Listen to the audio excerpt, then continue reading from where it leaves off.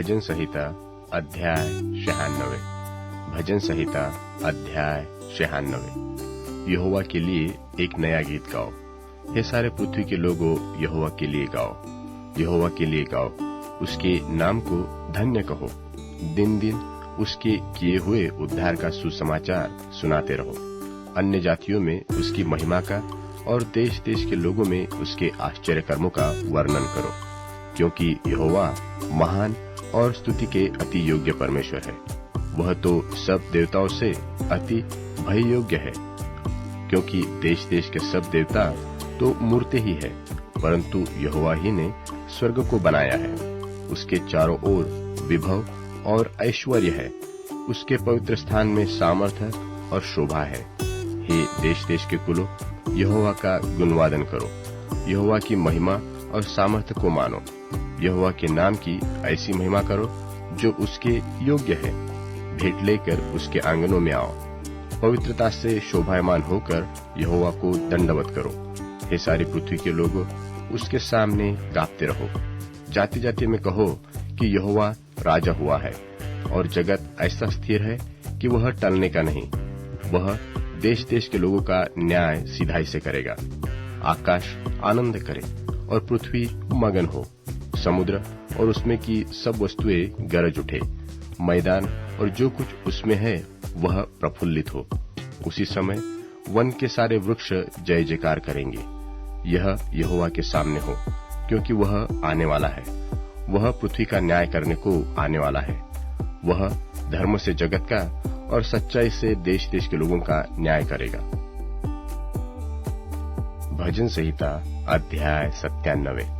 भजन संहिता अध्याय 97। यहोवा राजा हुआ है, पृथ्वी मगन हो, और द्वीप जो बहुतेरे है वह भी आनंद करे।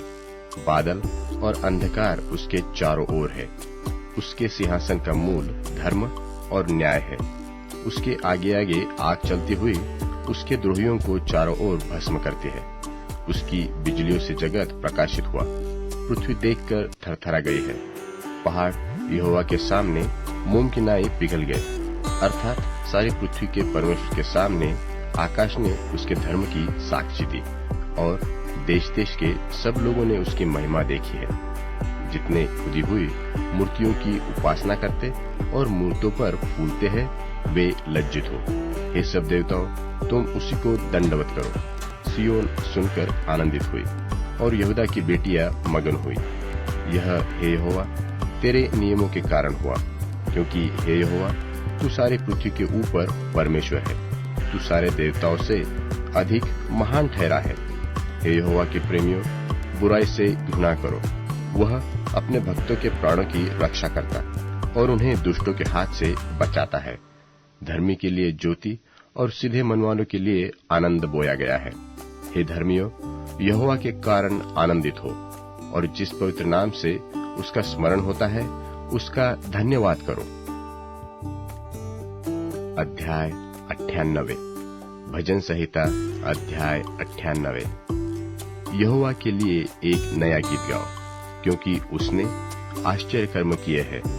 उसके दाहिने हाथ और पवित्र भुजा ने उसके लिए उद्धार किया है। अपना किया हुआ उद्धार प्रकाशित किया। उसने अन्य जातियों की दृष्टि में अपना धर्म प्रकट किया है। उसने इस्राएल के घराने पर की अपनी करुणा और सच्चाई की सुधि ली, और पृथ्वी के सब दूर दूर देशों ने हमारे परमेश्वर का किया हुआ उद्धार देखा है। हे सारी पृथ्वी के लोगों, यहोवा का जय जयकार करो। उत्साहपूर्वक जय जयकार करो और भजन गाओ। बीना बजाकर यहोवा का भजन गाओ। बीना बजाकर भजन का स्वर सुनाओ। तुरहिया और नरसिंगे फूंक फूंक कर यहोवा राजा का जय जयकार करो। समुद्र और उसमें की सब वस्तुएं गरज उठे। जगत और उसके निवासी महाशब्द करे। नदियां तालियां बजाए। पहाड़ मिलकर जय जयकार करे। यह यहोवा के सामने हो, क्योंकि वह पृथ्वी का न्याय करने को आने वाला है। वह धर्म से जगत का और सीधाई से देश देश के लोगों का न्याय करेगा। तीमुथियुस के नाम पौलुस प्रेरित की पहली पत्री, 2 अध्याय। अब मैं सबसे पहले यह उपदेश देता हूँ कि विनती और प्रार्थना और निवेदन और धन्यवाद सब मनुष्यों के लिए किए जाएं, राजाओं और सब ऊंचे पद वालों के निमित्त, इसलिए कि हम विश्राम और चैन के साथ सारी भक्ति और गंभीरता से जीवन बिताएं। यह हमारे उद्धारकर्ता परमेश्वर को अच्छा लगता और भाता भी है। वह यह चाहता है कि सब मनुष्यों का उद्धार हो और वे सत्य को भली भांति पहचान लें, क्योंकि परमेश्वर एक ही है और परमेश्वर और मनुष्यों के बीच में भी एक ही बिचवई है, अर्थात मसीह यीशु, जो मनुष्य है, जिसने अपने आप को सबके छुटकारे के दाम में दे दिया, ताकि उसकी गवाही ठीक समयों पर दी जाए। मैं सच कहता हूँ, झूठ नहीं बोलता, कि मैं इसी उद्देश्य से प्रचारक और प्रेरित और अन्य जातियों के लिए विश्वास और सत्य का उपदेशक ठहराया गया। सो मैं चाहता हूँ कि हर जगह पुरुष बिना क्रोध और विवाद के पवित्र हाथों को उठाकर प्रार्थना किया करें। वैसे ही स्त्रियां भी संकोच और संयम के साथ सुहावने वस्त्रों से अपने आप को संवारे, न कि बाल गूंथने और सोने और मोतियों और बहुमूल्य कपड़ों से, पर भले कामों से। क्योंकि परमेश्वर की भक्ति ग्रहण करने वाली स्त्रियों को यही उचित भी है, और स्त्री को चुपचाप पूरी अधीनता से सीखना चाहिए।